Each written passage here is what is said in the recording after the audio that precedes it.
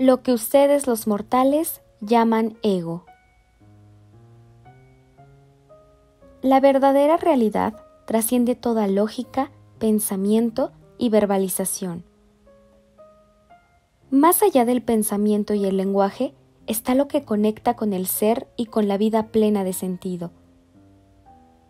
Cada uno de nosotros es un sentimiento y existe un estado de conciencia desde el cual se dialoga con el mundo y todo adquiere significado. El lunes en la sesión de meditación con mi grupo, todos vimos una luz blanca y 2 de nosotros nos conectamos con el diálogo con el mundo. Un ruido contestaba un deseo y una pregunta. El trinar de un pájaro respondía a una ilusión y el ladrido de un perro una sensación corporal. Ningún lenguaje puede describirlo y cualquier lenguaje puede llegar al sinsentido total. El sentimiento de unión con el mundo jamás. Así me preparé para la sesión del miércoles. Iba a ayudar a operar a 3 amigos, Stan, su novia Mimi y su ex esposa Simi, a los que había invitado a recuperarse en mi casa de Coyoacán, e iba a preguntarle al hermano acerca de la película que Stan quería hacer. El miércoles en la mañana me introduje de nuevo en el estado de sincronicidad y de nuevo supe que existe un estado de conciencia en el cual se establece un diálogo con el mundo, en el que cada sonido, gesto, movimiento, cambio de coloración y textura de las nubes tiene un significado total. Como siempre, tuve que percatarme de las pruebas que el mundo me impone y llegué a la casa de Pachita con la sensación de haberlas pasado satisfactoriamente. Me encontré con Rita y sus amigos y penetré al recinto. Alrededor de 100 gentes esperaban en el patio y me enteré que esa tarde habría 50 consultas y más de 20 operaciones. Un nuevo ayudante estaba en la puerta y la forma en la que controlaba la entrada de la gente me pareció muy eficaz. D cuidaba la cortina del recinto y me pidió esperar antes de entrar. El hermano recibía a la gente con su acostumbrada ternura y de nuevo me percaté de su ilimitada capacidad para estar completa y absolutamente con cada enfermo. Faltaban más de 40 consultas antes de iniciar las operaciones y la cortina de los altares estaba recorrida y el cuerpo de Pachita sentado en una silla adyacente a las flores, las estatuas y las pinturas de Cuauhtémoc. Por alguna razón, no me atreví a acercarme al hermano y cuando lo hice, tampoco me atreví a saludarlo.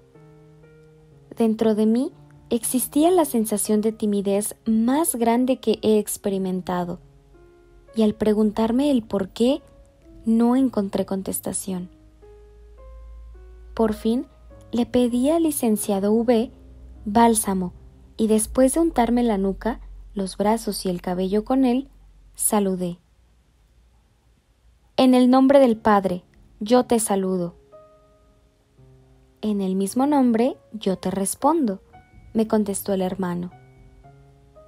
¿Cómo ha estado mi muchachito? Pues ya bien, respondí. ¿Qué cosas nuevas has encontrado? La luz ya está de nuevo con nosotros, contesté sintiéndome un poco superficial.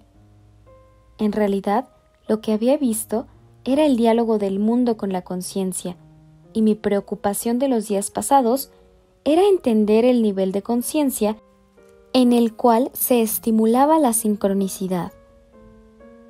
Pero eso no lo dije, y solo hablé de la luz. Esta última la había visto venir para todos, y no únicamente para mí. El hermano me miró fijamente y me respondió algo que me dejó triste e inseguro. ¿Qué acaso la luz va y viene?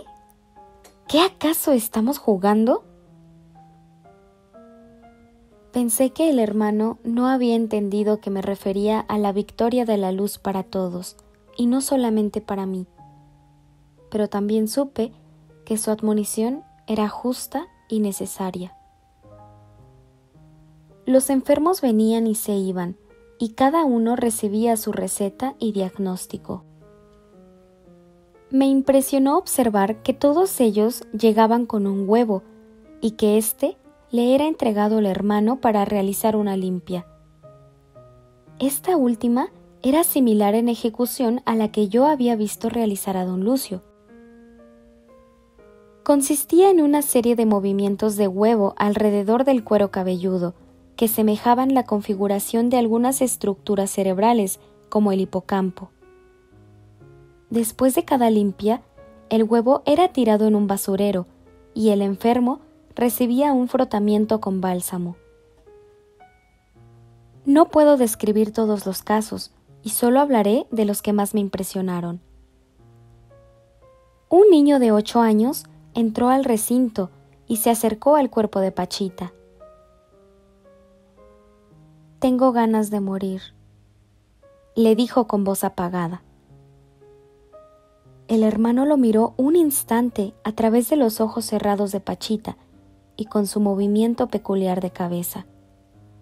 Por fin lo acercó a sí y le dijo que debía querer a su mamá y que su papá regresaría pronto.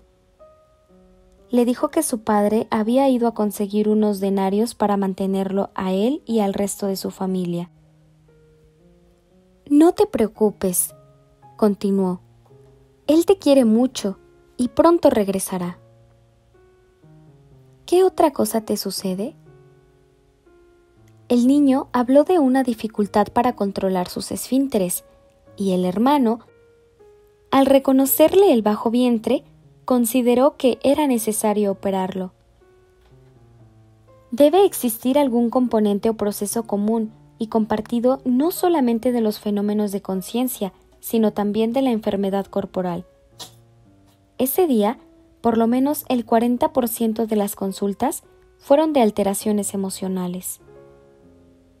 Gente venía y se iba quejándose de infidelidades, celos y abandonos.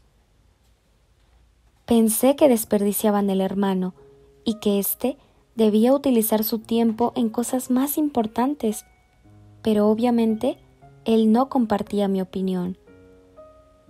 Trataba a una mujer quejándose de la infidelidad de su hombre con la misma intensidad y atención que la ofrecía a un cáncer considerado incurable. Cuando se le pedía ayuda para hacer retornar al marido irresponsable, pedía el nombre del fulano escrito en un papel y prometía visitar a los interesados para resolver el abandono. Una mujer ciega y anciana penetró al recinto y el hermano la reconoció inmediatamente. La abrazó colocando los brazos de Pachita alrededor de los hombros de la viejita y oyó sus quejas. «Ya no veo», le decía entre sollozos.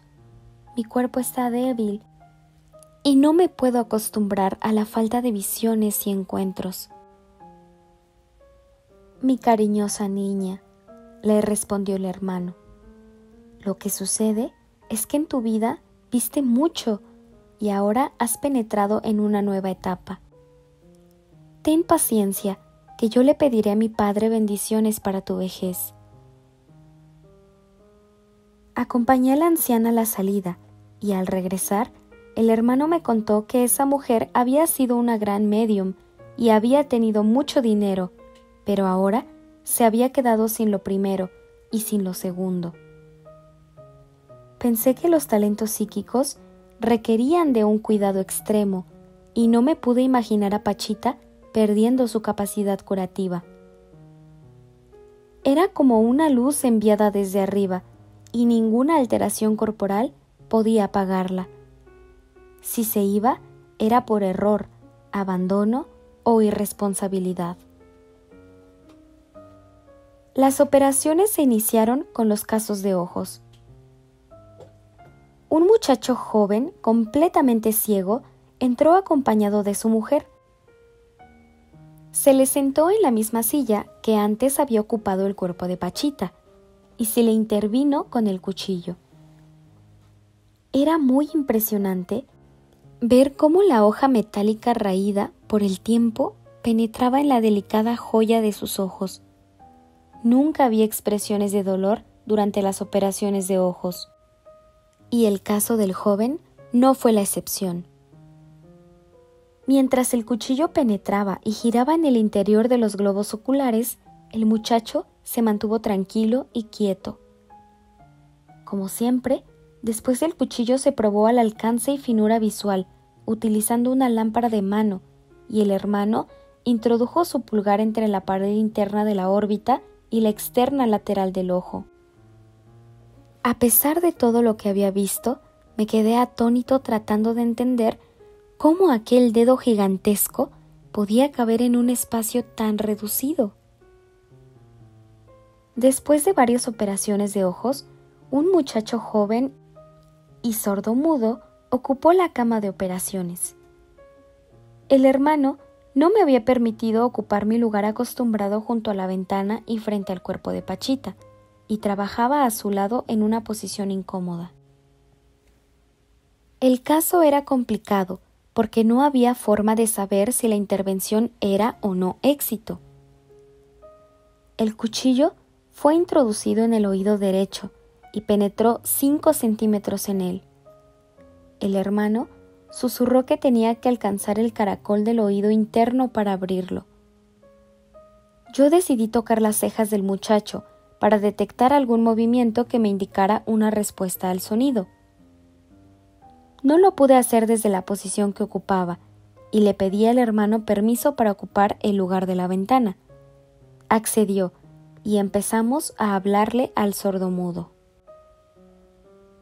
Su mundo es muy diferente al nuestro, dijo el hermano. Inclusive, si logro abrir el caracol, el sonido no será reconocido como tal, sino como otra sensación. Después de varios minutos, noté que las cejas se movían en el instante en el que llamábamos al muchacho, y allí concluyó la operación. Mientras traían al siguiente paciente, aproveché para preguntarle al hermano: ¿Tienes amigos? Claro, me contestó. Todos son mis amigos. Pero, insistí, ¿tienes amigos? Bueno, mi séquito me acompaña. Cuitláhuac está a mi lado y el resto de mis compañeros de reinado me ayudan. En ese momento entró Memo. Tenía un dolor terrible de cabeza y se sentía mareado por tantas gentes y problemas.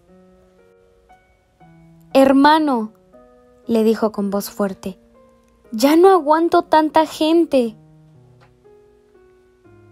«Mira, mi pequeño, no te desesperes». «Memo no está hecho para multitudes», nos dijo el hermano a Armando y a mí más tarde. «Se desorganiza y le da dolor de cabeza». Yo tampoco me sentía muy tranquilo. Le había prometido a Stan preguntar acerca de la posibilidad de filmar una película acerca de Pachita, utilizando como base este libro, y no encontraba la forma de plantear la petición. Por fin me atreví y le dije al hermano que haría lo que él aconsejara. Si consideraba adecuada la película, colaboraría en ella, y si no, no lo haría. «Mira, Jacobo», me contestó con seriedad, «la finalidad es comercial y no hay inocencia». Le agradecí la claridad y acepté su decisión, y a partir de ese momento me sentí tranquilo. La siguiente paciente fue una mujer que se quejaba de dolores abdominales. Armando me dijo que la paciente venía acompañada de una vidente y que sería interesante preguntarle. No sé cómo Armando supo que era vidente y noté que su actitud cambiaba. Seguramente se sentía observado y eso le hizo comportarse con mayor seriedad que la acostumbrada. La mujer se recostó en la cama, y el hermano auscultó el vientre. «¿Ya te han operado, verdad, mujercita?» A la mujer le habían extraído la matriz, y una cicatriz enorme era la constancia del atentado. «La medicina moderna es una carnicería», comentó muy serio el hermano. «Los doctores no tienen empacho alguno en violar lo más sagrado del feminismo y extraen la matriz de la mujer como si fuera una muela cariada. Jamás se debería hacer tal barbaridad. Es un atentado en contra de la vida y de la posibilidad de procrearla». «Es que tenía cáncer», contestó la mujer. «¿Qué cáncer ni qué 8 cuartos? El cáncer está de moda y cuando los médicos no saben algo, dicen que es cáncer y se atreven a hacer estas barbaridades. Se han especializado», continuó, «y ya no recuerdan que el cuerpo trabaja como una unidad. Por eso, muchas veces no saben lo que hacen». La mujer se quejaba mientras el cuchillo abría su vientre. Yo le sostenía la mano mientras tanto y acariciaba su frente intentando disminuir el dolor. Armando, muy serio, le pasaba algodones al hermano. De la herida, la mano de Pachita extrajo un tumor después, de lo cual me pidió que saturara. Como siempre, coloqué un algodón empapado en alcohol sobre la herida y mis manos encima. La apertura se cerró casi instantáneamente y Armando se apresuró a vendar a la mujer. Curioso, pregunté a la vidente lo que había percibido y me contestó que una luz dorada había flotado sobre el cuerpo de la enferma y nos había rodeado a Pachita, a Armando y a mí. Después de salir, el hermano nos confesó que la descripción lo había decepcionado. Una verdadera vidente, nos dijo, con intensidad dice: «En nombre y por gracia de Dios, veo». Y describe lo que ve, y no solo dice «una luz dorada». Nuevamente, Memo entró, ahora más molesto que antes. «Una señora», dijo, «quiere que la atiendas y no está apuntada e insiste demasiado y ya me colmó la paciencia». «Ay, mi querido pequeño», le contestó el hermano, «¿cuándo aprenderás a perdonar y a tener paciencia? Recuerda a Jesús. Cuando caminaba cargando la cruz en dirección a su muerte, un hombre se le acercó y sin importarle su sufrimiento, le pidió ayuda para calmar el suyo propio. Jesús lo miró entre su propia sangre y lágrimas y le dijo: «Curado seas». ¿Me habéis entendido? A pesar de su propio sufrimiento y en el último instante de su vida, Jesús era capaz de dar, y eso fue lo que hizo. La descripción del hermano me impresionó y creí ver imágenes de un remoto pasado. Jesús era capaz de salir de su propio cuerpo y curar a otros aún en las peores condiciones personales. ¿De dónde sacaba la capacidad de concentración? ¿O qué poder inmenso tenía sobre la energía y sobre entidades dedicadas a curar? El nivel del hermano y el del propio Jesús era ilimitado, y la interfase que había entre ellos y la materia era como una membrana, capaz de ejecutar las más inconcebibles maniobras. El siguiente enfermo tenía un tumor cerebral que le producía un temblor constante de brazos y manos. Cirujano de profesión, un hombre de unos 60 años ocupó la cama. «Mira, Jacobo», me dijo el hermano, «este hombre es un magnífico médico y hoy Vamos a rogar para devolverle el control a sus manos. Mi dulce pequeño, le dijo el hermano al médico, vamos a ayudarte para que puedas operar de nueva cuenta. ¿En dónde está tu mal? En el lóbulo parietal derecho, contestó el médico. ¿Nos vas a decir lo que hacemos?, le pidió el hermano. Tomé la mano del hombre y oí la descripción más extraordinaria. Acabas de trepanar mi cráneo. Ahora estás apartando mis meninges. Ahora penetras mi cerebro. Ahora cierras la trepanación y la herida de mi cuero cabelludo. Armando vendó la cabeza del médico y éste preguntó si ya podía operar. Claro, mi pequeño, ya lo puedes hacer y siempre habrá un hermano que te acompañe. Ojalá se le quite el miedo, nos dijo el hermano más tarde. Orgánicamente, su problema está resuelto, solo falta lo emocional. Súbitamente volteó a verme y me dijo algo muy extraño. Jacobo, cuando tengas un estetoscopio de oro macizo, sabrás lo que es Dios. El siguiente paciente era un anciano que tenía un problema prostático. Le ayudé a acostarse boca arriba y mi cuerpo fue recorrido por un escalofrío cuando me di cuenta de lo que el cuchillo hacía.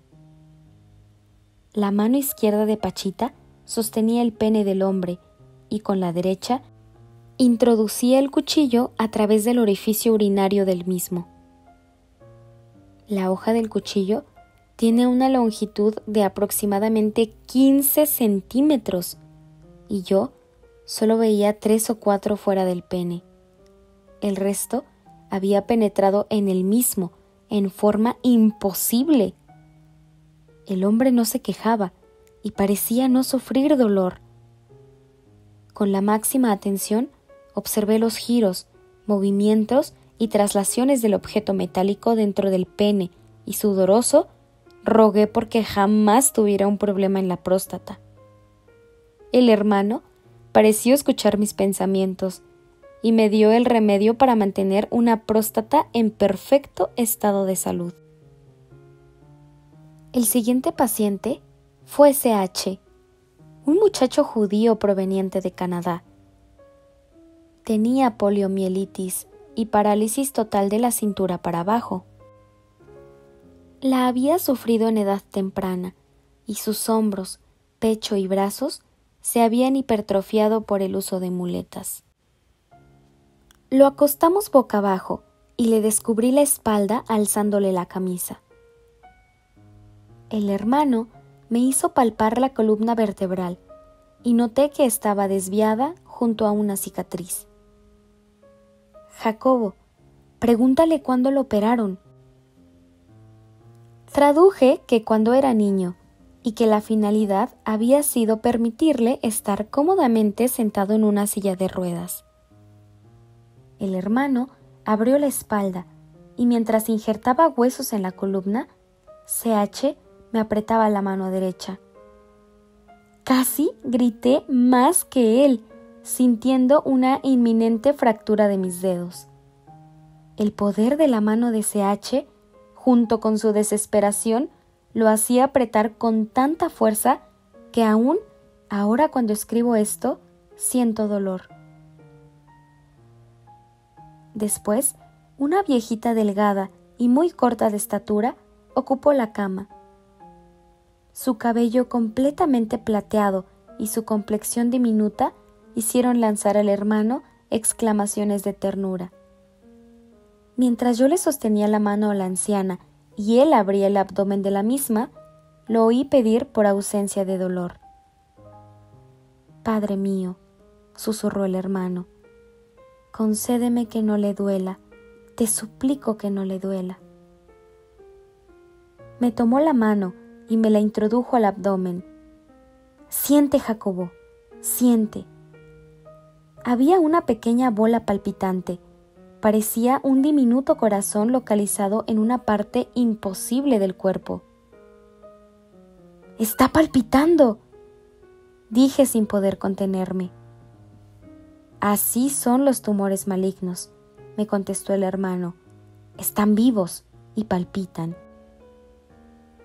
Hermano, le dije al final de la operación, yo quisiera ver todo lo que haces y no soy capaz más que de percibir un cuchillo y la mano de tu materia. ¿Cómo puedo ver más? Si yo le pidiera a mi padre, me contestó, verías, pero no podrías dormir en la noche. Vas muy bien, Jacobo, ten paciencia. Tu libro es corregido y tu visión también lo será, pero debes ir poco a poco.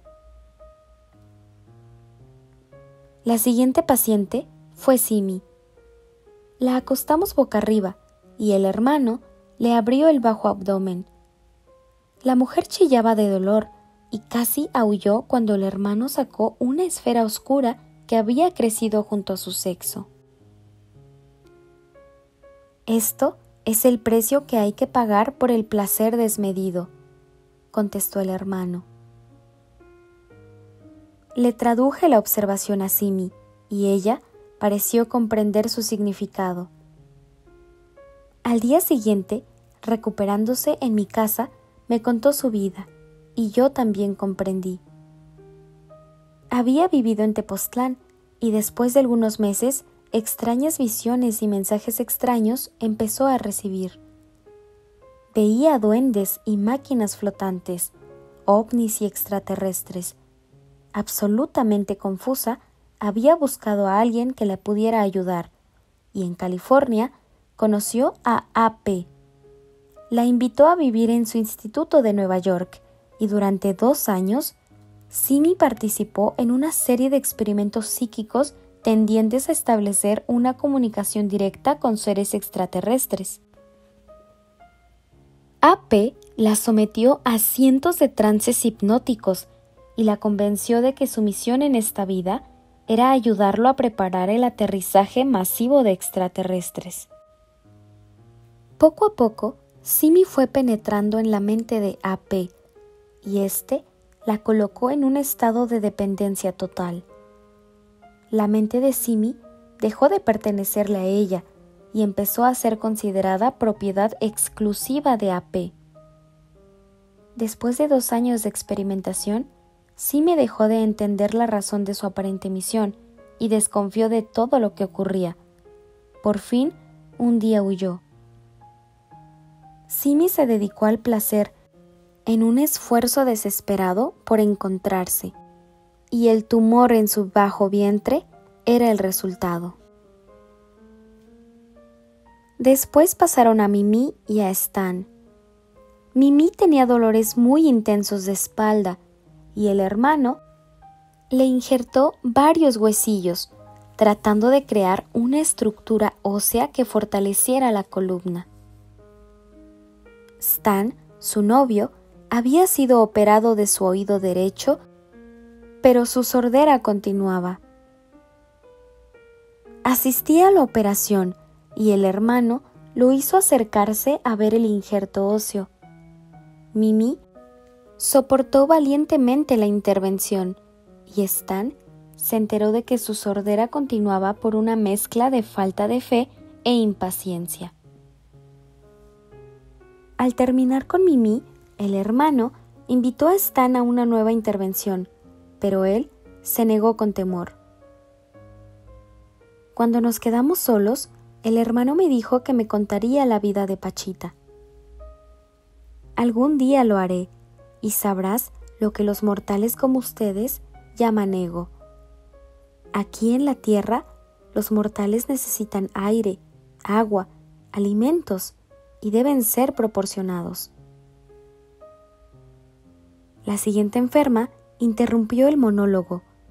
La operación que se iba a practicar en ella me dejó atónito y logró sorprender aún a Memo, quien la presenció al lado de Armando. Una mujer bondadosa penetró al recinto, acompañada de su hija. Los médicos le habían detectado un tumor maligno en un pecho y se lo habían amputado. Ahora el hermano vio que un pulmón debía ser injertado y todos nos preparamos para la operación. Era la última operación, por ser la más compleja y larga. Tomé la mano de la mujer y le acaricié su frente, mientras el cuchillo de monte abría una incisión gigantesca en su costado derecho.